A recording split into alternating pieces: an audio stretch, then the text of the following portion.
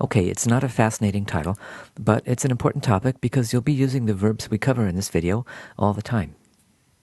So we've talked about how it's not safe to try and predict verb forms from the infinitive, and today we'll look at a group of verbs ending in ovać, or some in евать, where you really can't predict the present or the perfective future from the infinitive. Now, a lot of really important and really frequent verbs are in this group, so it's worth taking some time for a closer look. Let's start with советовать.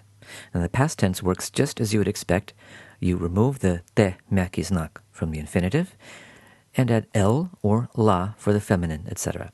Doesn't matter whether the verb is imperfective, like советовать, or perfective, like посоветовать.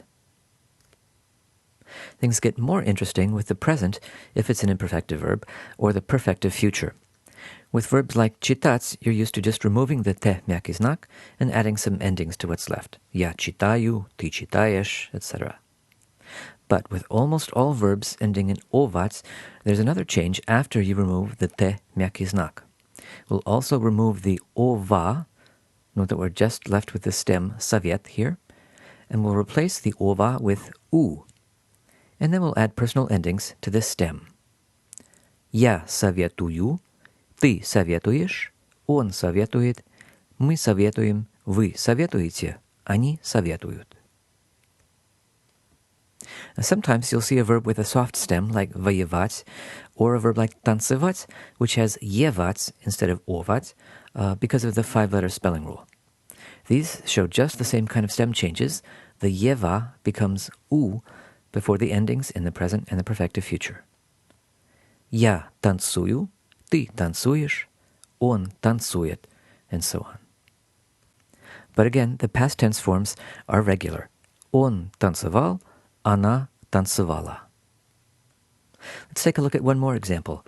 Интересоваться, to be interested in something. Again, ова will be replaced by u. Я интересуюсь, ты интересуешься, он интересуется, and so on. Now, unfortunately, we can't guarantee that all verbs ending in овать and евать will behave this way. There's one common one, одевать, to dress someone, that has forms like читать. Я одеваю, ты одеваешь, он одевает, and so on.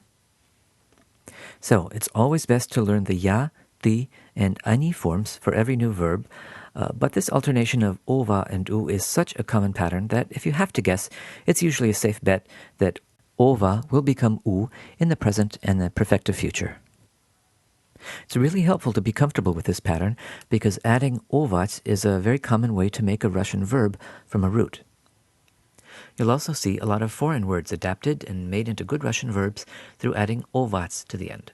You can probably guess what these words mean. Парковать, организовать, арестовать, планировать, финансировать, программировать. Summing up, most verbs with infinitives in ovats or евать have a kind of striking alternation in the present and perfective future forms. Ova and jeva are replaced by u, which is then followed by the normal personal ending. This change of ova to u does not happen in the past tense, and keep an eye out for this type of verb because they're very, very common.